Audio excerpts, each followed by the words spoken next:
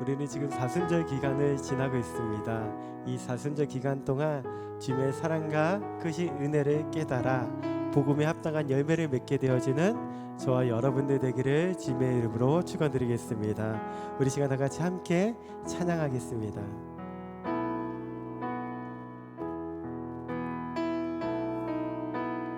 생명과 바꾼 주의 사랑을 잊지 않게 하소서.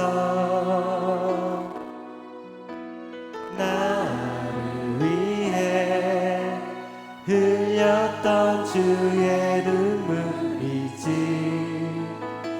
우리 한 번 더 고백하겠습니다. 생명과 바꾼 주의 사랑을, 생명과 바꾼 주의 사랑을 잊지 않게 하소서. 나를 위해 흘렸던 주의 눈물 잊지 않게. 감사합니다. 고맙습니다.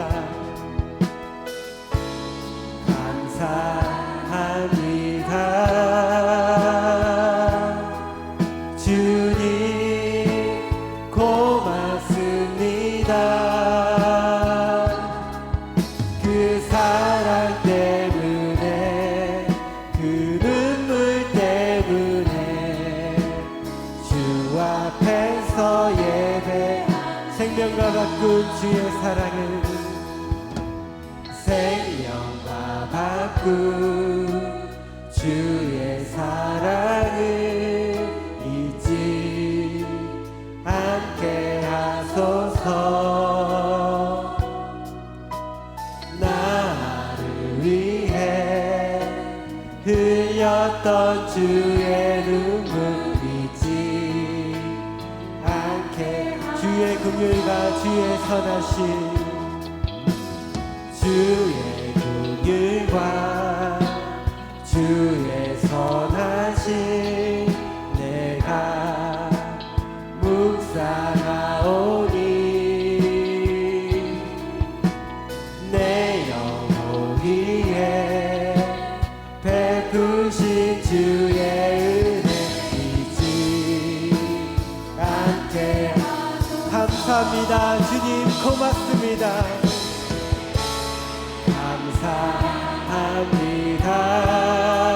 감사합니다.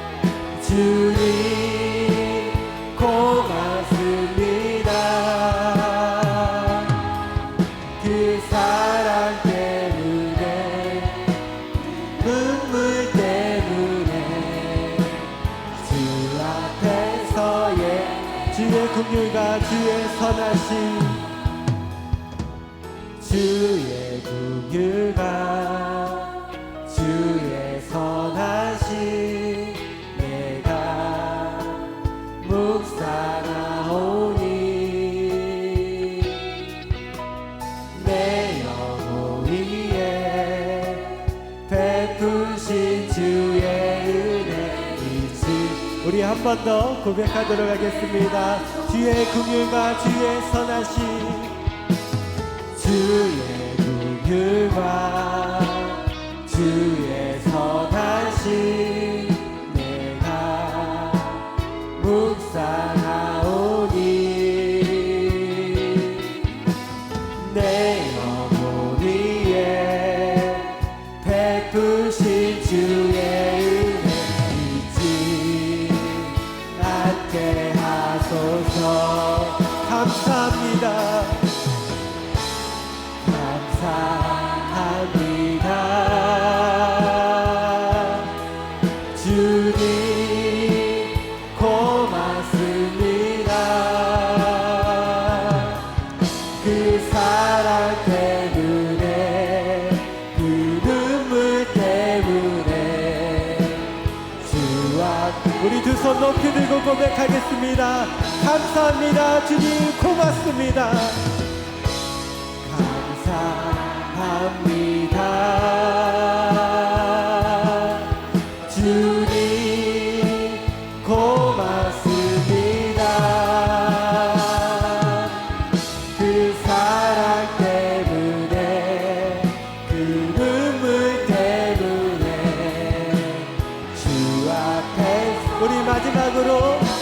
감사합니다.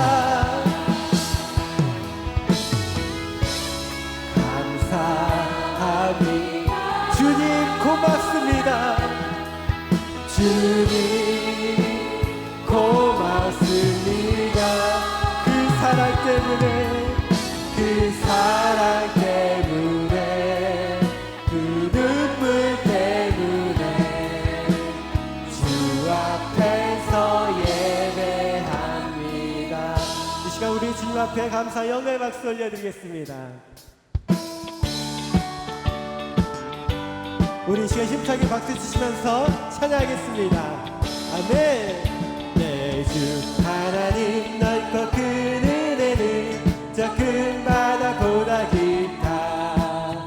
너고 닷줄을 끌어 깊은 데로 저 한가운데 가노라.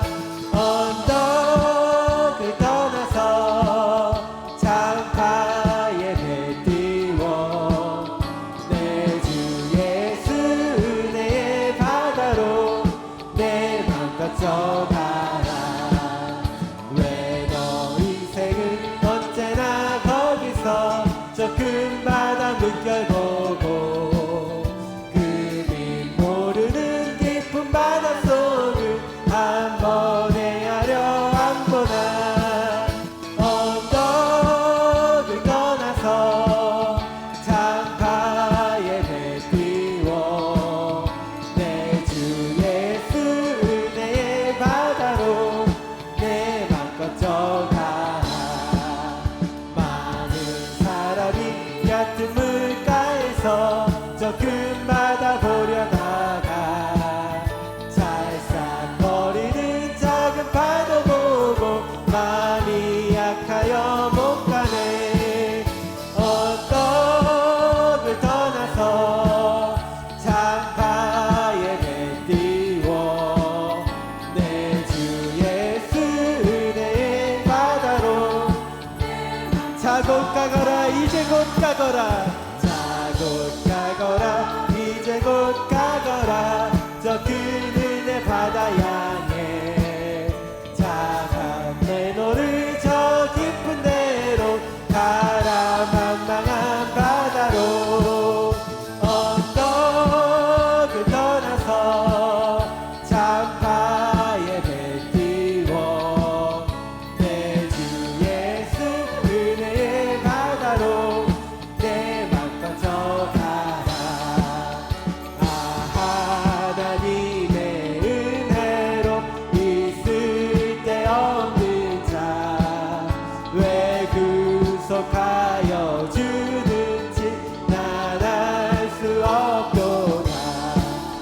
내가 믿고 또 의지함은 내 몸을 영표하시는 주님 늘 보호해 주실 것을 나는 확실히 아네. 왜 내게 구세 믿음과 또 복음 주셔서 내 맘이 항상 편한지 난 알 수 없도다. 내가 믿고 또 의지함은 내 모든 영표하시는 주님 늘 보호해 주실 것을 나는 확실히 아네. 왜 내게 성령 주셔서 내 맘을 감동해 주 예수 믿게 하는지 난 알 수 없도다.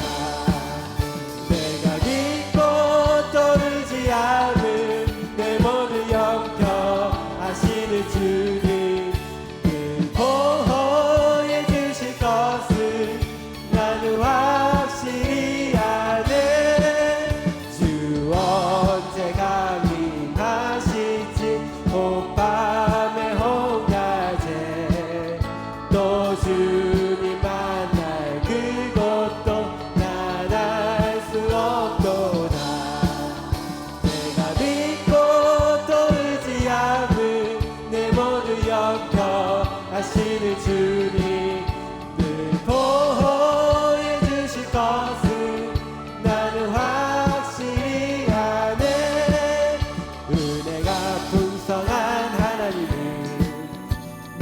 한 사람 한 사람 어제도 오늘도 언제든지 변찮고 보호해 주시네.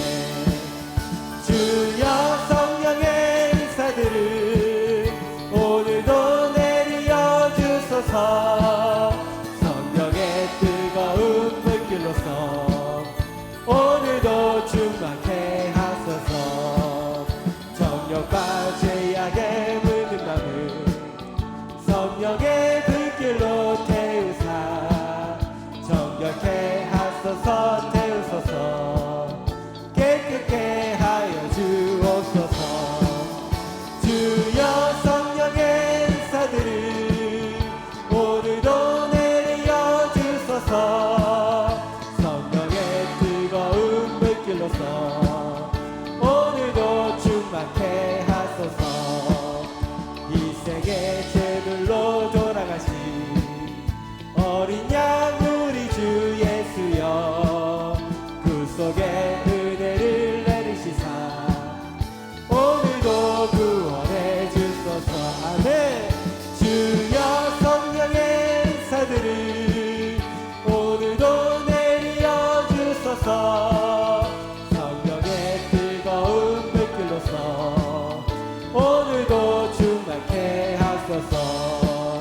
주님의 기쁘신 은혜만을 세상에 널리 전하리라. 하늘의 능력과 권세로서 오늘도 입혀준 주여 성령의 인사들을 주여 성령의 인사들을 오늘도 내려 주소서.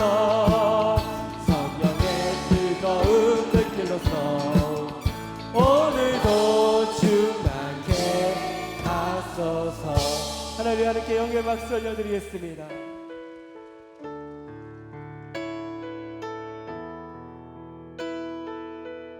다 같이 믿음의 고백 드리겠습니다.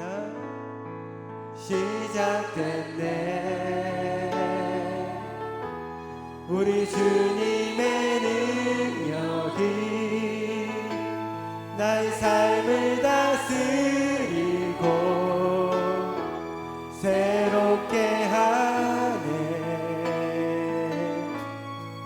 자유하네. 죄와 사망으로부터 나의 삶은 변하구나. 주만 우리 한 번 더 고백하겠습니다. 시작됐네 시작됐네 우리 주님의 능력이 나의 삶을 변하고 새롭게 하네. 자유하네 자유하네. 죄와 사망으로부터 나의 삶은 변하구나. 충만하네 은혜로다 주의 은혜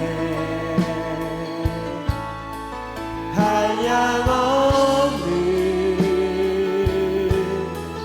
주의 은혜 은혜로다 주의 은혜 변함없는 신실하신 주의 시작됐네 시작됐네 우리 주님의 능력이 나의 삶을 다스리고 새롭게 하네. 자유하네 죄와 사망으로부터 나의 삶은 변하구나. 우리 다 같이 믿음의 고백 드리겠습니다. 은혜로다 은혜로다 주의 은혜 한량없는 주의 은혜 은혜로다 주의 은혜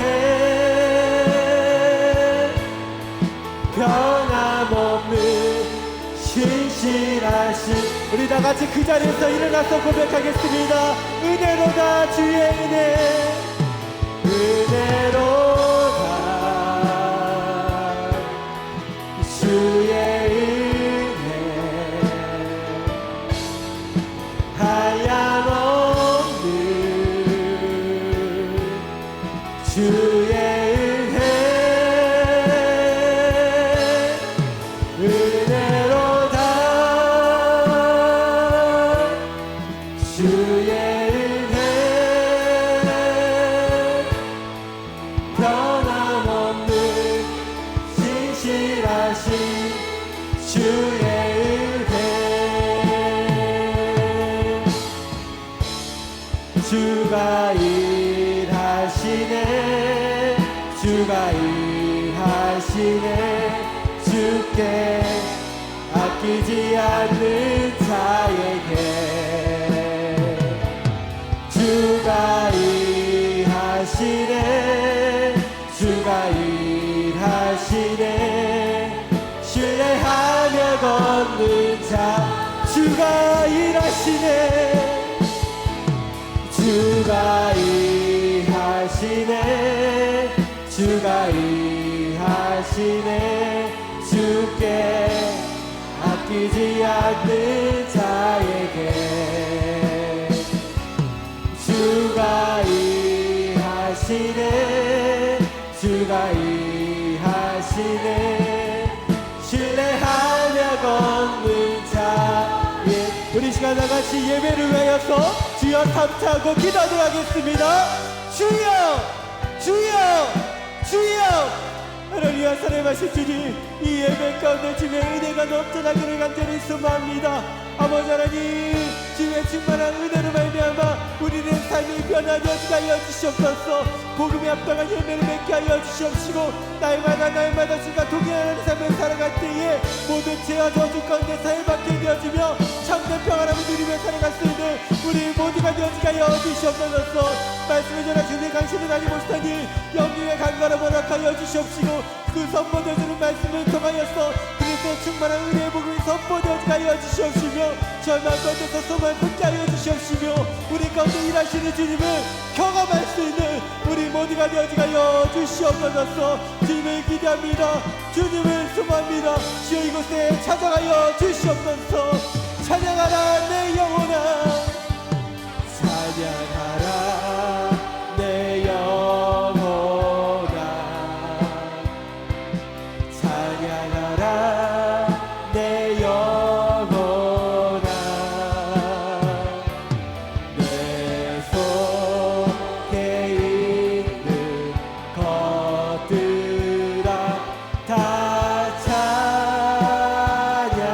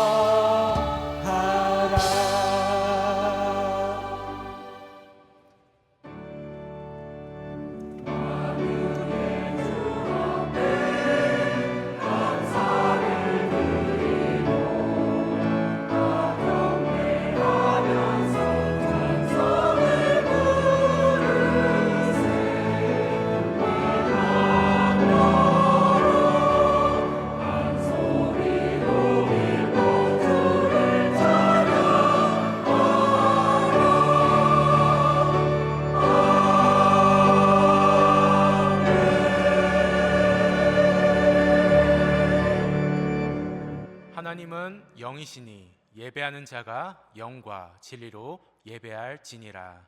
아멘.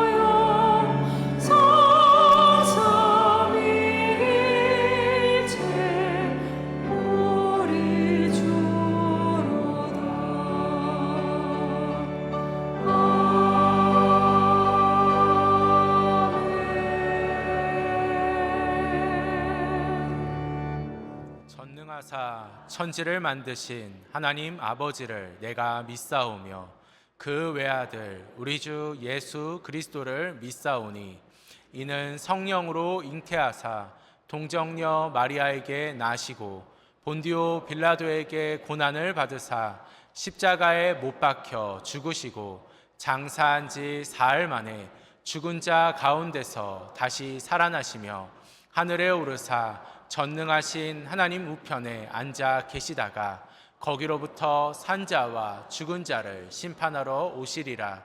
성령을 믿사오며 거룩한 공교회와 성도가 서로 교통하는 것과 죄를 사하여 주시는 것과 몸이 다시 사는 것과 영원히 사는 것을 믿사옵나이다. 아멘.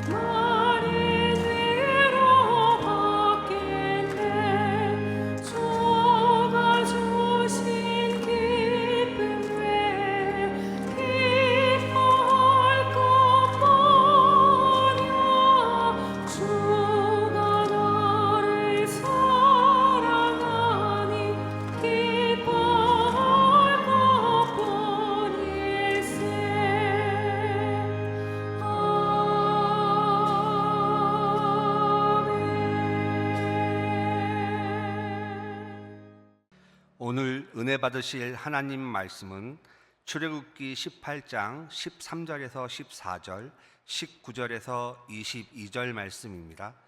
출애굽기 18장 13절에서 14절, 19절에서 22절 말씀을 다 같이 봉독하시겠습니다. 이튿날 모세가 백성을 재판하느라고 앉아 있고 백성은 아침부터 저녁까지 모세 곁에 서 있는지라. 모세의 장인이 모세가 백성에게 행하는 모든 일을 보고 이르되 내가 이 백성에게 행하는 이 일이 어찌 됨이냐. 어찌하여 내가 홀로 앉아 있고 백성은 아침부터 저녁까지 내 곁에 서 있느냐. 이제 내 말을 들으라. 내가 네게 방침을 가르치리니 하나님이 너와 함께 계실지로다. 너는 하나님 앞에서 그 백성을 위하여 그 사건들을 하나님께 가져오며 그들에게 율례와 법도를 가르쳐서 마땅히 갈 길과 할 일을 그들에게 보이고 너는 또 온 백성 가운데서 능력 있는 사람들 곧 하나님을 두려워하며 진실하며 불의한 이익을 미워하는 자를 살펴서 백성 위에 세워 천부장과 백부장과 50부장과 10부장을 삼아 그들이 때에 따라 백성을 재판하게 하라. 큰 일은 모두 내게 가져갈 것이요 작은 일은 모두 그들이 스스로 재판할 것이니 그리하면 그들이 너와 함께 담당할 것인즉 이 일이 내게 쉬우리라. 아멘.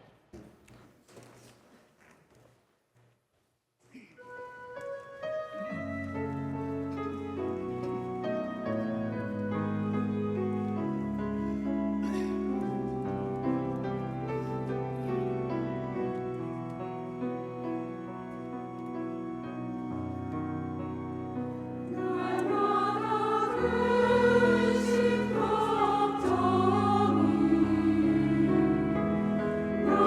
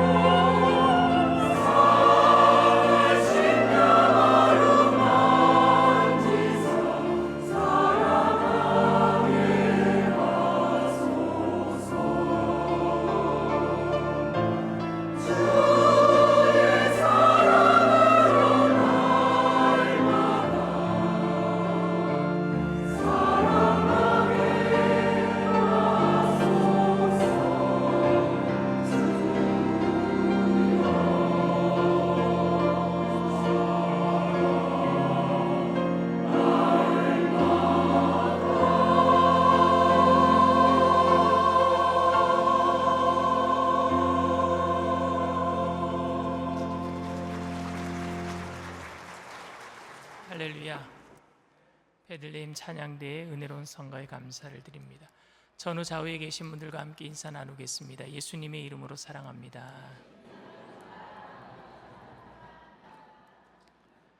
말씀의 제목을 함께 따라해 주시길 바랍니다. 좋은 지도자, 좋은 지도자. 여러분들은 어떤 목회자가 좋은 목회자라고 생각하십니까? 2022년 7월 10일 공동의회 때 제가 일산 순복음 영산교회 담임 목사가 되는 것에 대해서 모든 침례교인, 20세 이상 침례교인 730명이 찬반 투표를 했어요. 당시 730명이 참석을 했고 제가 708표의 찬성표를 얻고 기권이 4표, 반대가 18표였습니다. 그러니까 97% 이상 제가 담임 목사가 되는 것에 대해서 찬성해 주신 것입니다. 여러분들은 무엇을 보고 저한테 찬성을 하셨어요?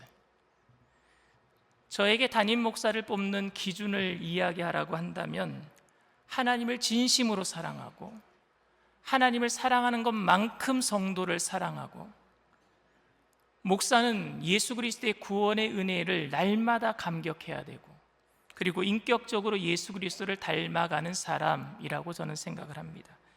그런데 그런 기준을 알려면요 상당히 오랜 시간을 같이 지내봐야지 알 수 있어요. 담임 목사로 뽑히려고 겉모습만 그렇게 보여질 수도 있는데 여러분들은 저를 무엇을 보고 그렇게 판단하신 것입니까? 그렇기 때문에 청빙 기간 동안에 담임 목사를 선정하기 위해서는 빨리 평가할 수 있는, 속을 잘 모르니까 겉모습만 보고 평가하는데 빨리 평가할 수 있는 객관적인 기준을 보기를 원합니다. 출신 신학교, 학력, 목회 경력, 존경받는 목회자로부터의 추천서, 자기소개서, 가족관계 증명서, 건강 증명서, 설교 능력, 교회를 향한 비전, 이런 것도 제가 다 제출했어요. 그런데 여러분들이 저를 뽑으신 가장 중요한 이유는 제 외모 때문이라고 생각합니다. 제가 아직 왕자병이 있었어요. 교회마다 주어진 상황에 따라서 좋은 지도자상에 대해서 조금씩 다를 수는 있겠지만 보편적으로 현대 교회에서 생각하고 있는 좋은 지도자는 좋은 설교자라고 생각을 합니다.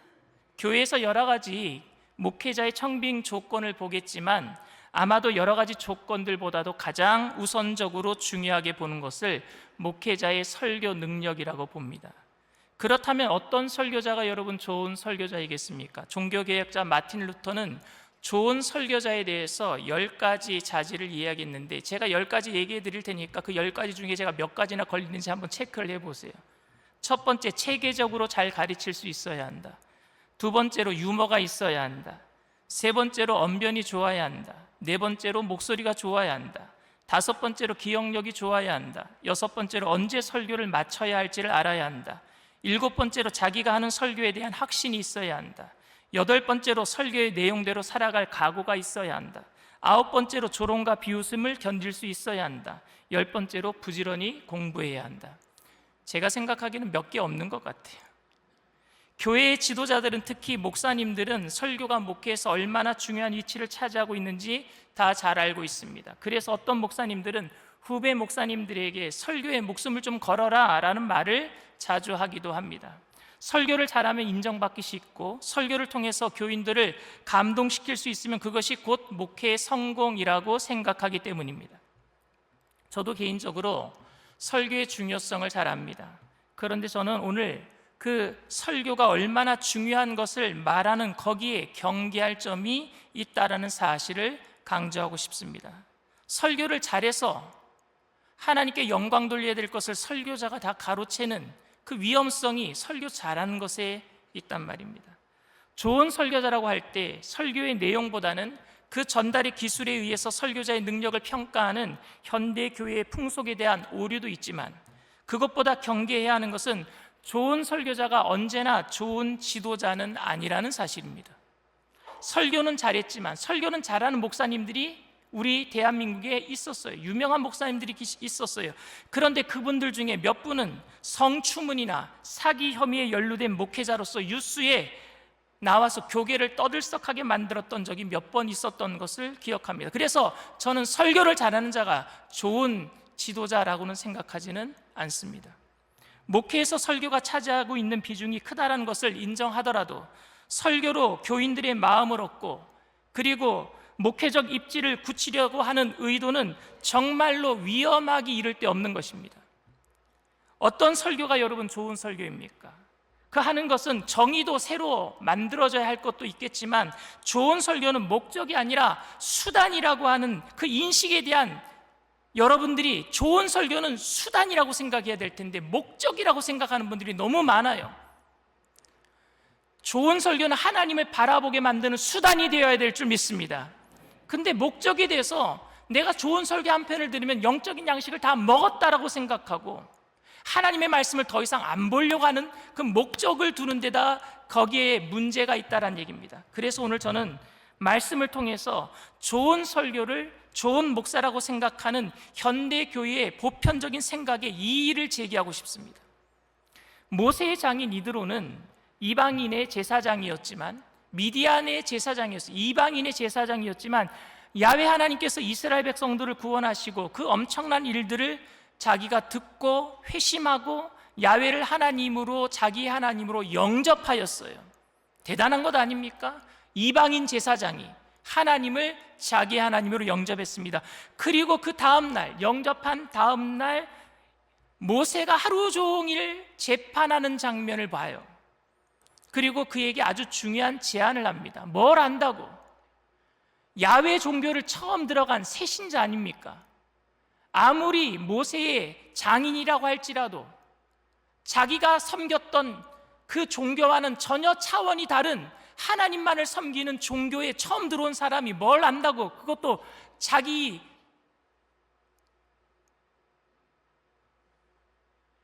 자기에게 사위가 되지만 사위라고 함부로 그에게 감나라 콩나라 할 수 있겠습니까? 그런데 이때는 모세는 이스라엘 백성들과 광야 생활을 한 지 이제 겨우 3달밖에 지나지 않았습니다. 그런데 그 짧은 기간 동안에 백성들에게 너무나 많은 탄탄한 지지를 받고 확고한 위치를 차지하게 된 무소불위의 권력자가 되었단 말입니다. 이스라엘 백성들이 어려운 일을 당할 때마다 모세를 찾아왔다는 것은 그만큼 모세를 지도자로 인정했다는 의미일 것입니다. 백성들은 모세가 하나님의 인도하심을 받고 있다고 여겼기 때문에 사소한 일까지도 모세에게 찾아와서 모세에게 물었어요. 모세는 여러분 재판관일 뿐만이 아니라 선지자였고 그리고 이스라엘 모든 민족 200만 명이나 넘는 20세 이상 남자만 200만 명이에요. 여자들까지 하면 정말 3,400만이 넘는 거예요. 그 많은 인원들을 지도하는 최고의 지도자였습니다. 그러니까 우리나라 말로 얘기하면 3권을 다 가지고 있었어요. 입법, 사법, 행정까지 다 갖고 있는 사람입니다. 그런데 그동안 애굽에서 살던 이스라엘 백성들은요, 애굽에서 살았는데 애굽에서 나온 지 3달밖에 되지 않았어요. 그리고 새로운 공동체를 마련하게 되었습니다. 광야에서, 애굽도 아닌 다른 광야에서 새로운 조직이 되었단 말입니다. 그러니 얼마나 처음으로 가는 그 길 가운데 얼마나 많은 갈등이 있었을까요? 새로운 경험, 기준이 없다 보니까 모든 일들이 갈등의 연속이었어요. 모든 일들이 옳고 그름이 없는 거였어요. 그래서 그 모든 것들을 가지고 누구한테 왔느냐? 모세에게 찾아왔습니다. 모세는 너무 바빴어요. 기준을 만들어줘야 되니까, 이것이 옳다, 저것이 그르다 말을 해줘야 되니까. 그런데 모세는 성실한 지도자였습니다. 80세의 노구였음에도 불구하고 아침부터 저녁까지 백성들의 이야기를 듣고 백성들의 문제를 같이 나누고 그들과 함께 했습니다. 200만 명이 넘는 백성들을 이끄는 지도자로서 사소한 일에는 내가 관여하지 않겠다, 다른 사람들에게 맡겨라 라고 말하지 않고 모든 백성들의 이야기를 들어주려고 했고 그들의 삶을 이해하려고 노력했습니다. 정말로 따뜻한 마음을 가진 지도자임에 틀림없습니다. 저는 2,000명이 넘는 저희 교인들을 다 만나지 못합니다. 어떤 교인들이 이런 얘기를 합니다. 담임 목사님 만나려면 별 따기보다 힘들다고. 그런데 200만 명이 넘는 백성들을 이끌면서 백성들의 고민을 다 들어줄 생각을 했다면 얼마나 대단한 사람 아닙니까? 얼마나 마음이 뜨거운 사람이고, 얼마나 마음이 백성들을 사랑하는 사람이고, 얼마나 성실하고 진실한 사람 아니겠습니까? 그런데 그렇게 백성들을 사랑하고 아끼는 마음이 있었던 모세의 성실과 애정이 그의 장인 이드로가 보기에는 지혜롭지 않게 보였던 것입니다. 모세가 그렇게 일일이 백성들을 다 만나서 재판을 감당하고 있는 그 모습이 모세가 오래 할 수 있는 일도 아니었어요. 너무 피곤해 지칠 일이고, 그리고 그 백성들에게도 유익한 일도 아니었습니다. 오늘 출애굽기 본문 18장 13절 말씀을 우리 다 같이 한번 읽겠습니다. 이튿날 모세가 백성을 재판하느라고 앉아있고 백성은 아침부터 저녁까지 모세 곁에 서 있는지라. 모세는 하루 종일 재판하느라고 앉아있고 백성들은 하루 종일 모세 곁에 서 있었다라고 오늘 성경은 기록하고 있습니다. 기다리던 백성들은요, 그날 재판을 받지 못하면 그 다음날 또 찾아와야 했습니다. 얼마나 불편한 일인지 모릅니다. 모세가 피곤한 것도 문제이고 백성들이 오래 기다려야 되는 것도 문제인데, 그거보다 여러분 진짜 문제가 뭔지 아십니까? 백성들이 모세를 향한 의존도가 점점 커질 수밖에 없다는 것이고, 그 유혹 때문에, 그 가능성으로 인해서 모세가 넘어질 수도 있는 유혹에 빠질 수 있단 말입니다. 모세가 하나님이 될 수 있어요. 모든 사람들이 모세만 바라보니까. 이게 목회자가 가질 수 있는 유혹입니다. 그래서 이드로는 모세에게 두 가지 조언을 합니다. 첫 번째가 뭐냐? 백성들에게 율례와 법도를 가르쳐서 마땅히 갈 길과 할 일을 알려주라는 거예요. 네가 옳고 그름을 판단하지 말고 율례와 법도를 알려줘서 그들 스스로가 판단할 수 있도록 해줘라. 오늘 본문 말씀 20절 말씀 다 같이 읽습니다. 그들에게 율례와 법도를 가르쳐서 마땅히 갈 길과 할 일을 그들에게 보이고. 사실 이 점은 저에게도 엄청난 도전이 되는 것입니다. 몰랐던 일이 아니에요. 쉽지 않은 일이기 때문에 그렇습니다.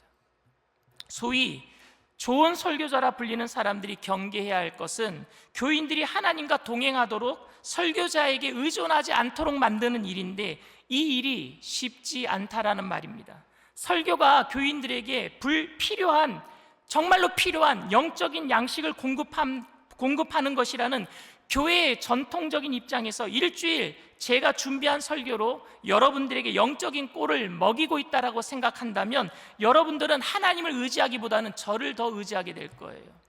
그런데 여러분, 제가 하는 말씀이 여러분들에게 일주일을 살아갈 영적인 양식이 아니라 교인들이 영적인 양식을 먹을 수 있도록 자극하는 것이라면 여러분 어떻습니까?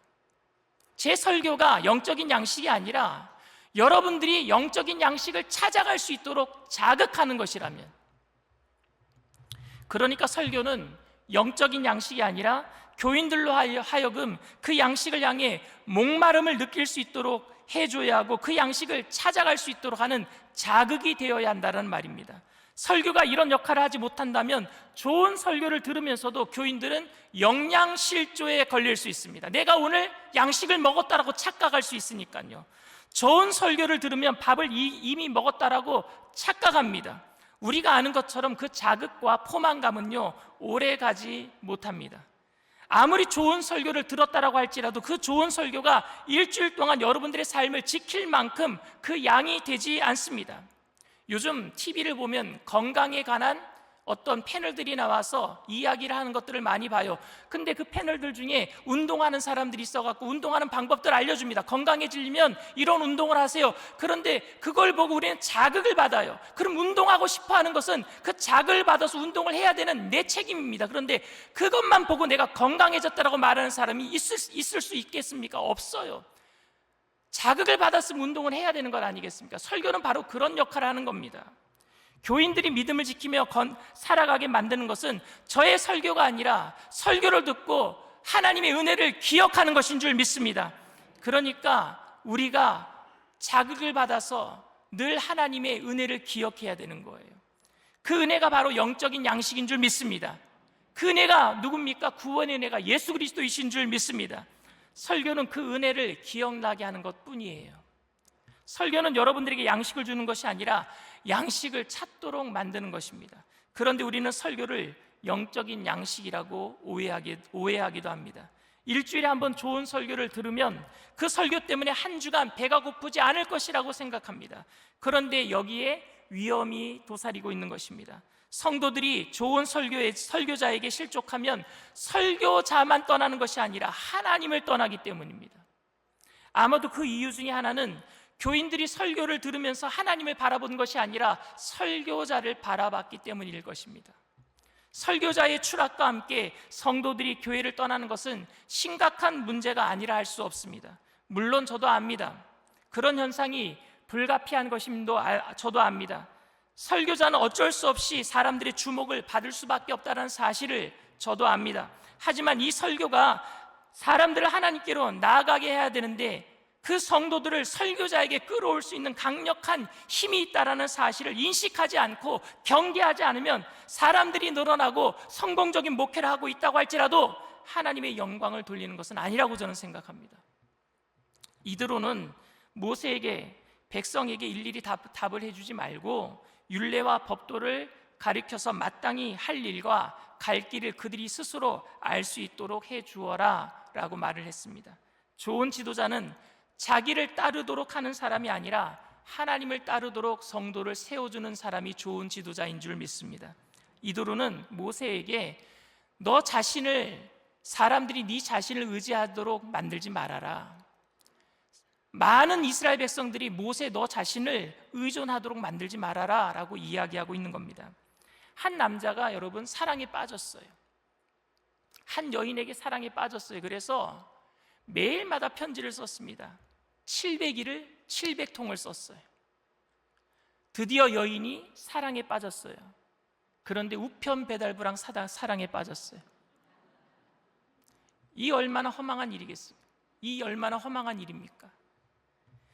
이거보다 그런데 더 허망한 일이 뭐냐? 하나님께서 우리를 사랑하신다라고 얼마나 많이 말씀하셨습니까? 그런데 우리가 하나님과 사랑에 빠진 것이 아니라 그 하나님의 사랑을 전해준 목사와 사랑에 빠졌다면, 그래서 하나님께서 마음 아파하신다면 이보다 더 허망한 일이 어디 있겠습니까? 그래서 이드로의 조언은 의미심장하게 저에게 다가오고 있는 거예요.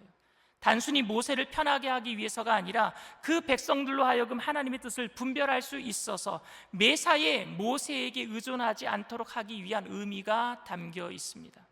둘째로 이드로가 모세에게 제안한 것은 능력 있는 사람을 지도자로 세우라는 것입니다. 그리고 그 능력 있는 사람이 지도자에 세 가지 조건이 있는데, 첫 번째 하나님을 두려워하는 사람, 두 번째 진실한 사람, 세 번째 불의한 이익을 미워하는 사람입니다. 오늘 21절 말씀 다 같이 읽습니다. 너는 또 온 백성 가운데서 능력 있는 사람들, 곧 하나님을 두려워하며 진실하며 불의한 이익을 미워하는 자를 살펴서 백성 위에 세워 천부장과 백부장과 50부장과 10부장을 삼아. 저는 모세가 어떻게 이런 지도자들을 뽑을 수 있는지 잘 모르겠습니다. 겨우 3개월 같이 지냈어요. 3개월을 지내고 사람들을 어떻게 이 사람이 하나님을 정말로 두려워하는지, 진실한지, 불의한 이익을 미워하는지 어떻게 알 수 있겠습니까? 10길 물속은 알아도 한 길 사람 속은 모른다고 했는데, 여러분들은 저를 아십니까?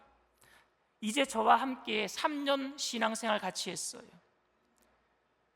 그런데 저도 여러분들을 잘 모르고 여러분들도 저를 잘 모르는데 3개월 이제 겨우 생활해갖고 어떻게 모세가 이스라엘 백성들 알고 뽑을 수 있단 말입니까?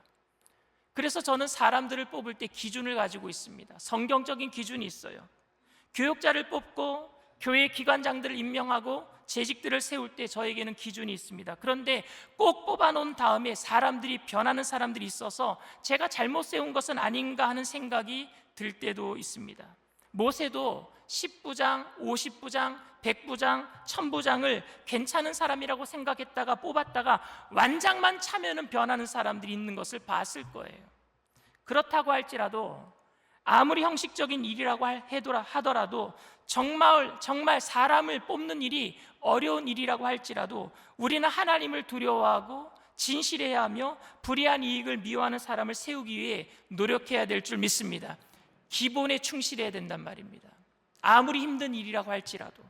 이드로가 말한 두 번째 조건은 좋은 지도자는 말만 잘하는 사람이 아니라 삶이 늘 주님 앞에 바로 서 있는 지도자가 되어야 된다. 기준을 얘기하는 거예요. 기본을 얘기하고 있는 겁니다. 우리가 정말로 하나님 앞에서 그런 사람의 마음을 살펴볼 수는 없겠지만, 남의 마음을 우리가 살펴볼 수는 없겠지만, 그럼에도 불구하고 우리가 품어야 되는 생각이 있다면, 그리고 하나님 앞에서 우리를 살펴야 되는 생각이 있다면, 하나님을 두려워하고 진실하며 불의한 이익을 미워하는 기준을 우리가 가져야 합니다. 이 조건이 중요한 이유는 바로 지도자가 해야 할 그 일 때문에 그렇습니다. 지금 세우려는 사람들은 모세를 대신해서 재판을 해 주어야 해야 할 사람들입니다. 공정하게 재판을 하기 위해서는 힘 있는 자 편에서 약한 자를 무시하지 말아야 하고, 하나님을 두려워하는 사람이어야 하고, 진실하며 뇌물을 받지 않는 자이어야만 하는 겁니다. 오늘날 목회자와 재직들도 마찬가지 아니겠습니까? 목회자의 역할이 사람들로 하여금 하나님을 바라보고 하나님 앞에서 살아가도록 하기 위함이기 때문에 이 조건들은 목회자와 재직들과 그리고 주님의 일을 하는 일꾼들에게 유효하다라고 저는 생각합니다. 저와 여러분들은 하나님을 두려워하고 진실하며 불의한 이익을 미워하며 하나님의 영광을 가로채지 않기 위해서 깨어 있어야 될 줄 믿습니다. 말씀에 충실해야 돼요. 그런데 우리들은 이런 사람들을 어떻게 알아볼 수 있겠습니까? 누가 하나님을 두려워하는 사람인가? 누가 진실한 사람인가? 누가 불의한 이익을 미워하는 사람인가? 그래서 남들을 비판하고 눈 씻고 찾아보라고 이렇게 말씀한 것이라고 여러분 생각합니까? 이 말씀은 남들을 그렇게 판단하라는 말씀이 아니라 자신의 마음이 항상 그렇게 살기 위해서 노력하라는 말씀입니다. 왜냐하면 남의 마음은 모르지만 내 마음은 내가 너무 잘 알잖아요. 내 자신이 그렇게 살기 위해서 노력해야 될 줄 믿습니다. 눈에 보이지 않는 조건들이 뭐 중요합니까? 목사님 설교 잘하고 교회가 부흥하면 다 되는 것 아닙니까? 라고 말하는 사람이 있을는지 모르겠습니다. 눈에 보이지 않는 조건이 뭘 중요합니까? 눈에 보이는 게 부흥하면 되는 거 아니에요.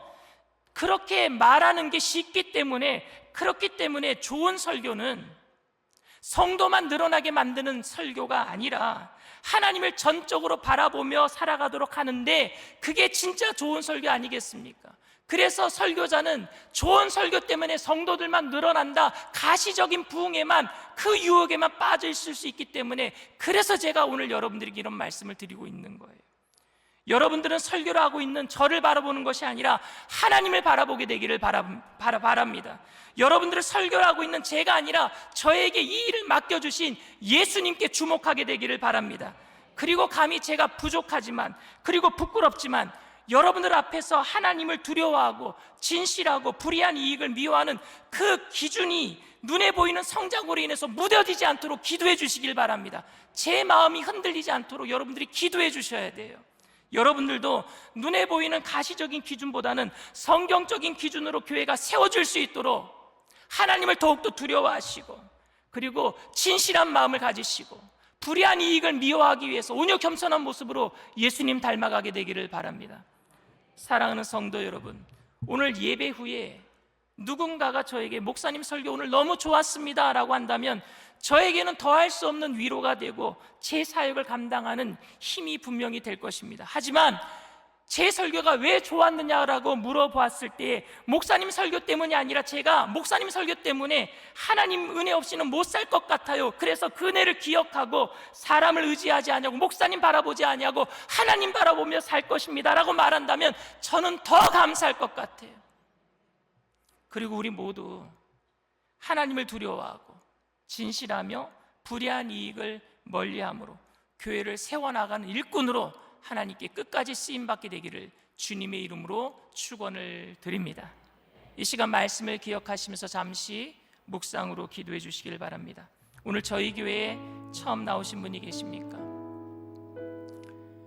이 세상에는요, 권력자들도 많고 그 권력을 가지고 힘을 휘두르는 사람들도 많고, 어느 날 갑자기 완장을 차고 리더자가 되었다라고 이래라 저래라 하는 사람들, 그런 사람들 볼 때마다 마음이 상하고, 내가 믿고 세워졌는데 힘을 줬더니 나를 더 억압하고, 그래서 사람들에게 상처받은 사람들이 너무 많아요. 우리는 4년마다 국회의원을 뽑고 5년마다 대통령을 선거하는데 뽑아놓으면은 누군가는 내가 뽑은 사람들 때문에 상처를 받기도 합니다.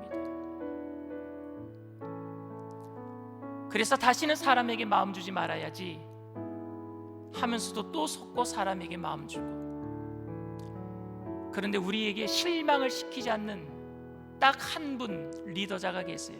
그분이 바로 우리에게 목숨을 내어주신 예수님이신 줄 믿습니다. 그분은 우리에게 무엇인가 얻기 위해서 목숨을 내어주신 것이 아니라, 세상의 리더자들은 권력을 얻기 위해서, 힘을 얻기 위해서 우리에게 뭔가 잘해주지만 예수님은 우리에게 뭔가 얻어내기 위해서 잘해주시는 분이 아니라 그저 무조건 우리를 사랑하셔서 잘해주시는 분이에요. 여러분들이 실망하지 않냐고 이 세상을 끝까지 살아낼 수 있는 힘은 바로 그런 리더자를 나의 지도자로 모시는 것밖에 없어요. 내가 오늘 예수님을 믿고 세상 끝날까지 이제는 마음이 상하지 않냐고 주님만 바라보면서, 주님 한 분만으로 만족하면서 이 세상을 이기며 세상 끝날까지 주님과 함께 동행하기를 원합니다. 나에게 영원할 생명을 주신 그 예수님과 함께 저도 함께 하늘나라 가기를 원합니다 하시는 분은 믿음을 가지고 그 자리에서 일어나 주시길 바랍니다. 인터넷상에서 TV로 예배드리는 그 자리에서도 처음 예배드리는 분이 계시다면 믿음을 가지고 그 자리가 어느 곳이라도 일어나 주시길 바랍니다. 일어나신 분들은 제가 하는 기도를 따라해 주시길 바랍니다. 하나님 아버지, 저는 죄인입니다. 어디에서 와서 왜 살며 어디로 가는지 알지 못하고 방황하며 살았습니다. 저의 죄를 위하여 십자가에서 죽으시고 부활하신 예수님을 제 구주로 모셔드립니다. 저는 하나님의 자녀가 되었습니다. 지금부터 영원토록 주님과 함께 살겠습니다. 예수님의 이름으로 기도드립니다. 아멘. 할렐루야. 여러분을 진심으로 축복하고 환영합니다. 오늘 예배가 끝난 이후에 새가족 환영회실에 꼭 참석해 주시기를 부탁을 드립니다. 우리 주께 가오니 찬양 드립니다.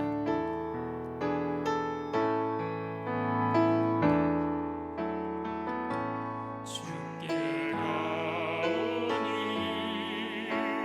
날 새롭게 하시고 주의 은혜를 마셔주소서.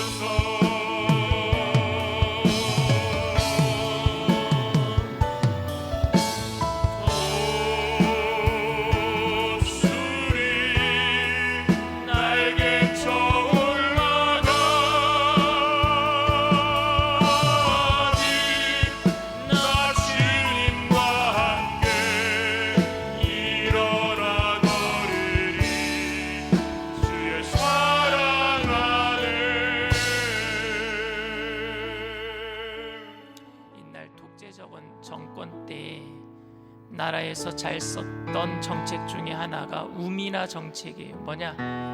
너희들은 몰라도 돼. 나만 알고 나만 따라와.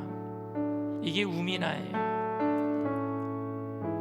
중세 교회가 성경을 일반 평신도들이 못 읽게 했어요. 어려운 라틴어로 기록해놔서 문맹률이 너무 많았어요.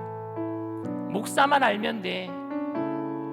사제만 알면 돼. 그냥 나만 믿고 따라 의존하게 만든 거예요. 그건 자기가 신이 되는 거예요. 그래서 올해 2025년도 목표가 교회 목표가 배움을 실천하는 교회. 많이 배우고 많이 실천하고, 제가 아는 모든 것들 여러분들에게 다 알려드릴 거예요. 목사를 통해서 하나님 만나려고 하지 마시고 여러분들이 직접 하나님 만나세요. 그 대신 여기에는 양날의 검이 있습니다. 양날 칼날에는요, 이게 검을 쥐어주면요 힘든 일도 있는 거. 무엇이 힘드냐? 교만해질 수 있어요. 아는 것만큼 교만해질 수 있어요. 그래서 오늘 이두로가 한 말이 뭐냐? 하나님의 율례와 법도를 가르쳐서 알게 해라. 그런 다음에 또 하나 얘기한 것이, 그래야지 알아도 교만하지 말고 하나님을 더욱더 두려워해라. 아는 것 이상 하나님을 더욱더 두려워해라. 그리고 진실해라. 그리고 불의한 이익을 알면은요 사기쳐요. 아는 것만큼 남들을 짓밟고 올라서려 그래요. 그런데 겸손하기 때문에 불의한 이익을 취하지 말아라는 얘기예요. 오늘 이 두 가지를 우리가 함께 가져야 될 줄 믿습니다. 하나님, 우리가 주님을 직접 알아갈 수 있도록 말씀으로 성령으로 충만하게 하여 주시옵소서. 그러나 아는 것만큼 더 순종하게 하시고, 교만하지 않게 하시고, 겸손하게 하여 주시옵시고, 진실하게 하여 주시옵시고, 남들에게 사랑을 베풀 줄 아는 선행을 하는 사람이 되게 하여 주시옵소서. 그래서 이 나라가 변화되게 하여 주시옵소서. 우리들이 변화되고 이 땅이 변화되게 하여 달라고 우리 주님 세 번 부르고 통성으로 간절히 기도합니다. 주여, 주여, 주여. 할렐루야. 사랑의 은혜가 풍성하신 하나님, 주님 이 시간에 성령님 충만히 임하여 주시옵소서. 임하여 주시옵소서.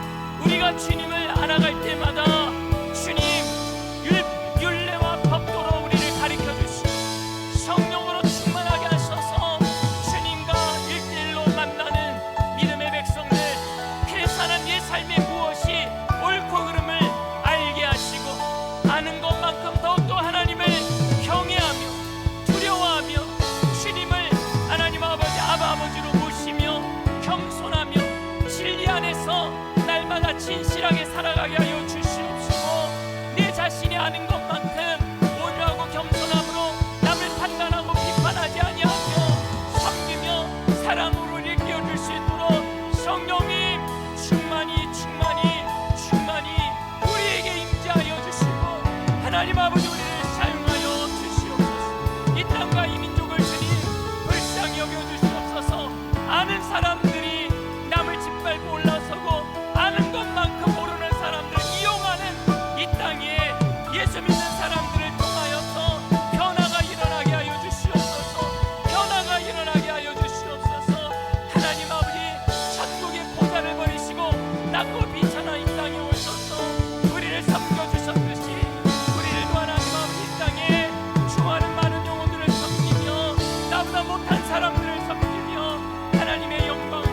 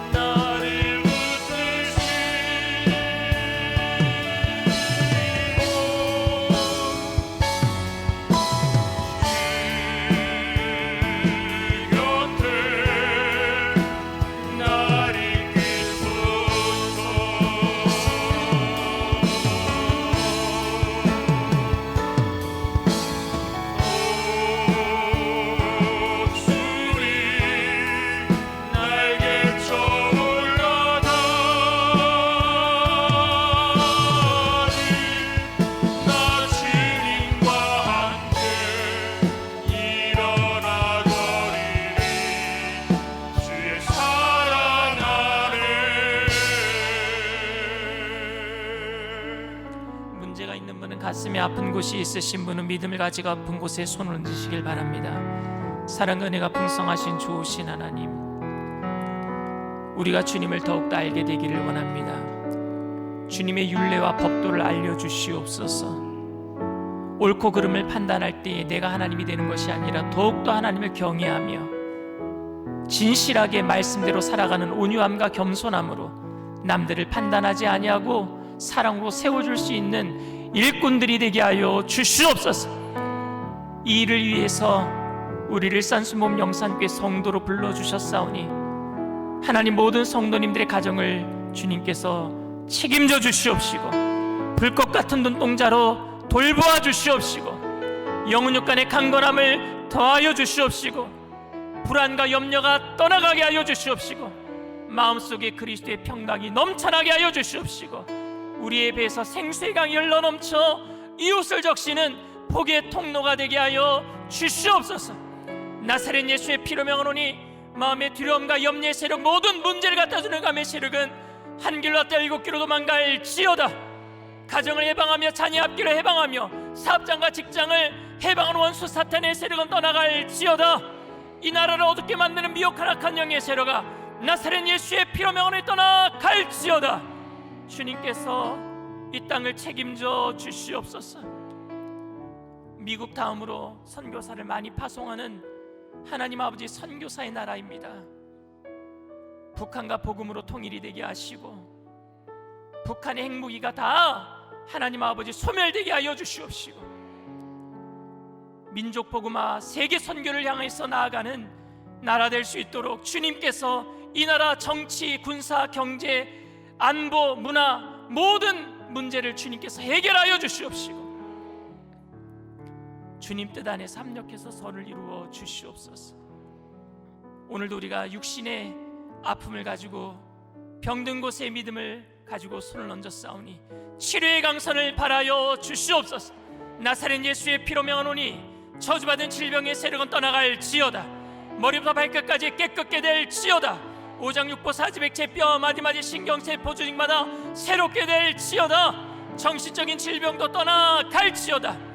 주님께서 맡기신 사명 잘 감당할 수 있도록 주님께서 불꽃 같은 눈동자로 지켜주시옵소서. 우리 가정과 또 우리나라와 이 땅을 향한 하나님의 뜻이 이루어지기까지 쉬지 않고 일하시는 주님과 동행하는 우리의 모든 믿음의 삶이 되게 하여 주시옵소서. 감사드리며 예수님의 이름으로 기도드리옵나이다. 아멘. 할렐루야. 우리 영광의 박수 주님께 올려드립니다. 기쁘고 감사한 마음으로 주님 앞에 귀한 힘을 드리겠습니다.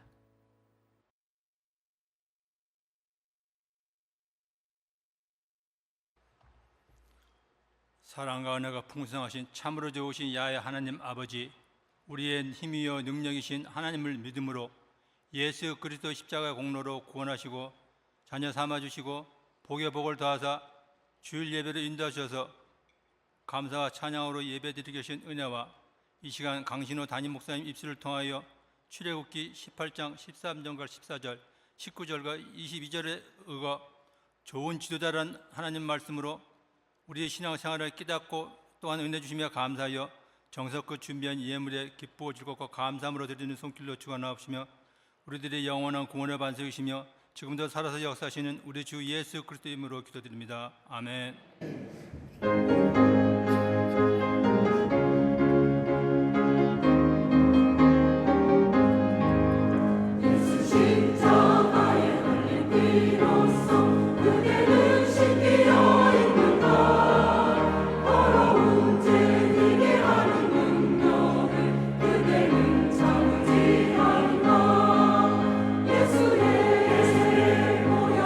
모여로 그대는 시키려 있는가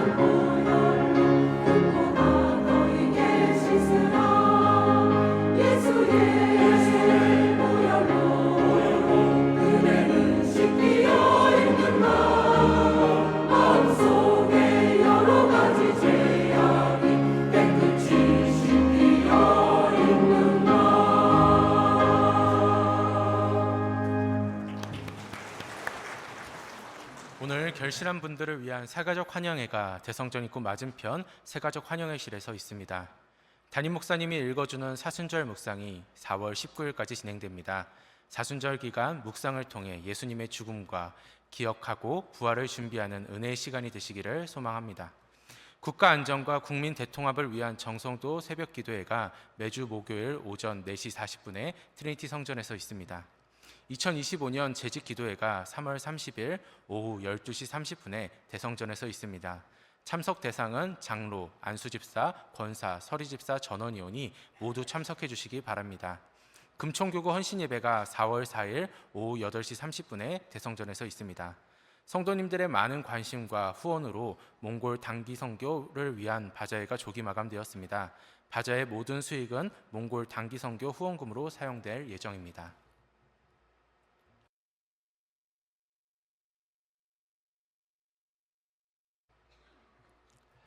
지금은 우리가 기도할 때입니다. 그래서 다음 주일날 3부 예배가 마친 이후에 12시 30분에 이 자리에서 모든 재직들이 함께 모여서 한 마음이 되어서 기도하려고 합니다. 나라와 민족을 위해서도 기도하지만 또 교회가 감당해야 될 일을 위해서도 함께 기도하려고 합니다. 그래서 모든 재직들은 빠짐없이 함께 참석해 주셔서 함께 기도해 주시기를 부탁을 드립니다. 나라와 민족을 위해서도 저희가 매주 목요일마다 새벽에 모여서 함께 기도하고 있사오니 많은 분들 함께 참석하셔서 기도에 동참해 주시기를 부탁을 드립니다. 주님 앞에 귀한 예물 드립니다. 사랑과 은혜가 풍성하신 좋으신 하나님, 주님의 은혜를 감사합니다. 주님을 알게 하시고 알아갈수록 더욱더 겸손하게 하시니 감사합니다. 오늘도 감사의 마음을 들어 담아서 귀한 예물을 주님께 올려드리오니 하나님 기뻐 받아 주시옵소서. 귀한 예물 쓰여지는 곳에 그리스도의 향기 되게 하시고 하나님 죽어가는 많은 영혼들을 건져내는 구원의 예물 되게 하여 주시옵시고 바치신 손길들마다 천배 만배로 눌러 건드려서 넘치도록 채워주실 때에 주님을 더욱더 알기에 겸손한 마음으로 우리에게 있는 것을 나눠주고 꾸어주고 베풀며 살아가는 믿음의 부자들 다 되게 하여 주시옵소서. 감사드리며 예수님의 이름으로 기도드리옵나이다. 아멘.